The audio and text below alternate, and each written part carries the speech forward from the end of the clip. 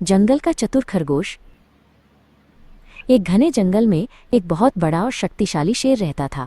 वो हर दिन शिकार पर निकलता और एक नहीं दो नहीं बल्कि कई कई जानवरों का शिकार कर लेता। जंगल के सभी जानवर उससे बहुत डरते थे। जानवरों को डर था कि अगर शेर इसी तरह शिकार करता रहा तो एक दिन जंगल में कोई भी जानवर नहीं बचेगा। सारे जंगल में चिंता फैल गई। शेर को रोकने के लिए कुछ करना जरूरी था। एक दिन जंगल के सभी जानवर इकट्ठा हुए और इस समस्या पर विचार करने लगे। अंत में उन्होंने तय किया कि वे सब शेर के पास जाकर उससे बात करेंगे। अगले दिन जानवरों का एक दल शेर के पास पहुंचा। जानवरों के दल के नेता ने कहा, महाराज, हम आपसे निवेदन करने आए हैं। आप राजा हैं और हम आपकी प्रजा। जब आप शिकार करते हैं तो बहुत जानवर मार डालते हैं। आप सबको खा भी नहीं पाते। हमारी संख्या कम हो रही है।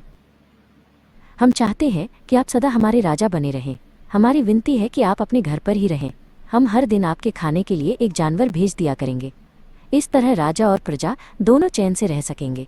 शेर को उनकी बात में सच्चाई लगी और उसने शर्त मान ली। उस दिन से हर रोज शेर के खाने के लिए एक जानवर भेजा जाने लगा।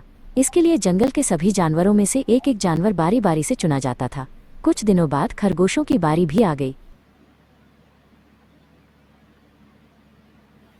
शेर के भोजन के लिए एक नन्हे से खरगोश को चुना गया। वो खरगोश जितना छोटा था उतना ही चतुर भी था। उसने सोचा, बेकार में शेर के हाथों मरना मूर्खता है। अपनी जान बचाने का कोई उपाय करना चाहिए।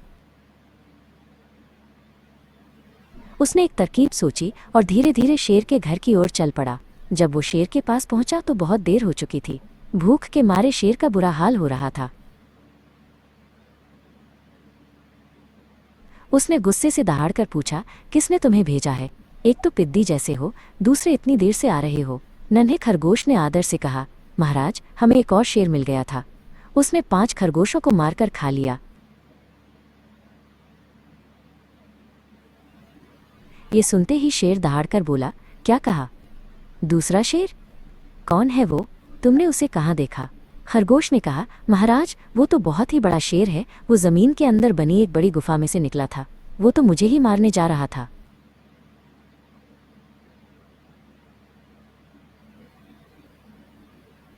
खरगोश उसे एक कुएं के पास ले गया और बोला, महाराज, वो दुष्ट शेर जमीन के नीचे किले में रहता है। शेर ने कुएं के अंदर झांका तो उसे पानी में अपनी परछाई दिखाई दी।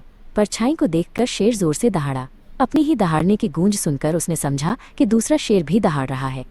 दुश्मन को तुरंत मार डालने के इरादे से वो फौरन कुएं में कूद पड़ा और डूबकर मर गया।